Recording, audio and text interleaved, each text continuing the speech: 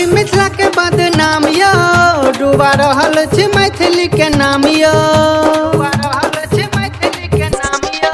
झूठे करे छी मिथिला के बदनाम यो, डूबा रहल छी मैथिली के नाम यो, झूठे करे छी मिथिला के बदनाम यो, डूबा रहल छी मैथिली के नाम यो। अश्लील मुक्त करे के नाम पे, अश्लील मुक्त करे के नाम पे आपस में लहरई छी।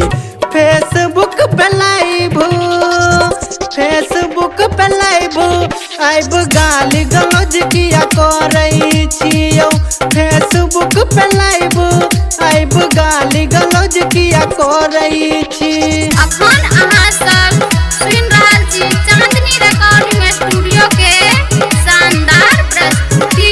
मिक्स वार हरिओम बिहारी बिहारी डीजे उमेश सुखीपुर बाजार।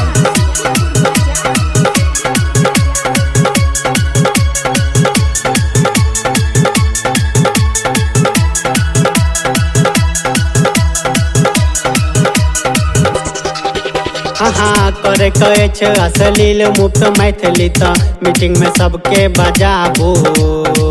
छोटका होई या बड़का सिंगर सबके बात बताबू, सबके बात बताबू।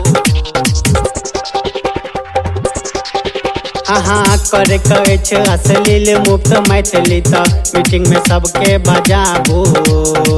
छोटका होई या बड़का सिंगर सबके बात बताबू। अश्लील गाना डीजे पर, अश्लील गाना डीजे पर कियो नहीं बजाबू यो। हम मिथिला के नाम, हम मिथिला के नाम आहा एना नहीं हसाबू यो। हम मिथिला के नाम आहा सब नहीं हसाबू यो। अखन अहाँ सब सुन रहल छी चांदनी रिकॉर्डिंग स्टूडियो के शानदार प्रस्तुति। मिक्स वार हरिओम बिहारी बिहारी डीजे उमेश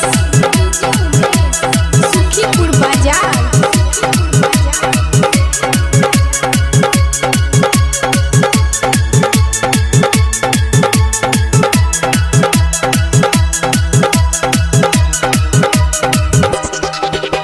हाँ दोस्त ने दियो हो सिंगर सबके, दोस्त छे सब पब्लिक के। आबै छे जखन निक निक गाना सुने ने छै कियो बैस के, सुने ने छै कियो बैस के। हाँ दोस्त ने दियो हो सिंगर सबके, दोस्त छे सब पब्लिक के। आबै छे जखन निक निक गाना सुने ने छै कियो बैस के। राइटर उमेश कहे, गुड्डू गोधनपुरिया कहे, गलती तो बताबू ने।